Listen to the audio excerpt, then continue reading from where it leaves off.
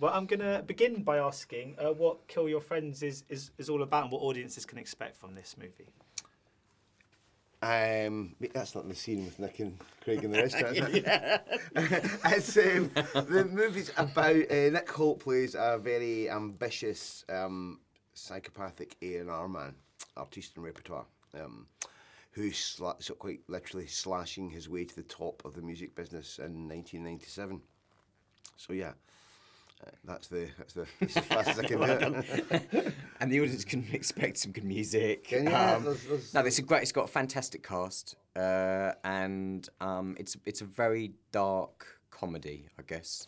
Comedy. The best, it's very dark. With some laughs in it. My favourite press of the story is when the novel came out. It was in Foyle's bookstore, and they do those little handwritten cards, and the one they'd written said, "A fun-filled tale for all the family where the hero triumphs over adversity."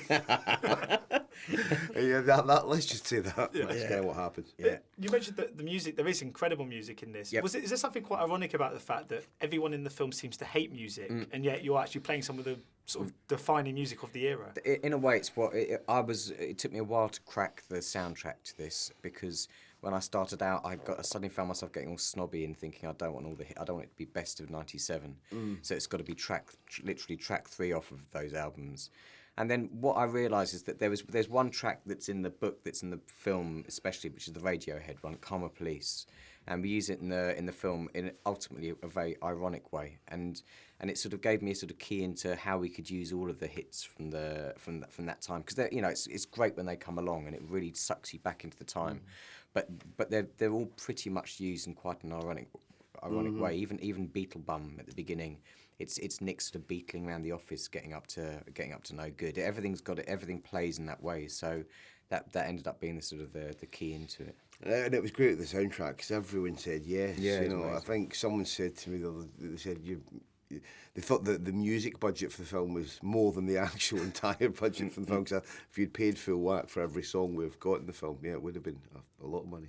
And what do you think of the benefits that come with Stealth Fox being quite sort of young and opportunist, in the sense that, because there is obviously an argument that the sort of, if he was a bit older, that was kind of desperation would creep in. But do you think the fact that he is very ambitious and quite young adds something to the role?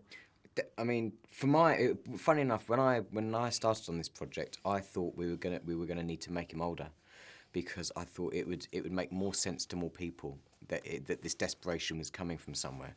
But John really rightly pointed out quite early on that he said, actually, no, we were this age. This is the crazy thing. We were this age, and we were given this much money and this much responsibility, and this is where it all comes from. It's the fact that people literally didn't know what they were doing.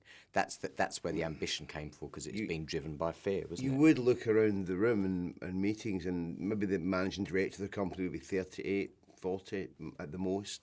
Everyone else was like, we're all 25, 26, 27. And looking back now, it's terrifying that we're making these decisions with not really any responsible adult in the room. But that was the reality. And of course, you worked at record companies yourself. I was just wondering, but a lot of this is sort of based on reality, but was there one particular person, without naming names, the protagonist in this movie kind of had shades of? No, I mean, the character, it's hard to say, and it sounds like such a lie, but it is a composite character. But there's one guy who's maybe 60 or 70% of that composite.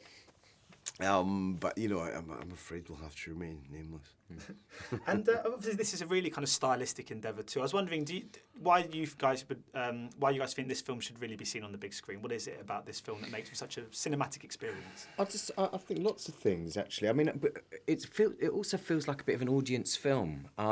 It's one of those films that you want to be able to know when to laugh in a funny sort of a way, or whether are we all going to collectively go on this ride together. I think it's sort of reassuring when when you disappear down a very dark hole, and also the soundtrack. That visually, I think Nick's performance is a very cinematic performance. No, but I mean, but this is without.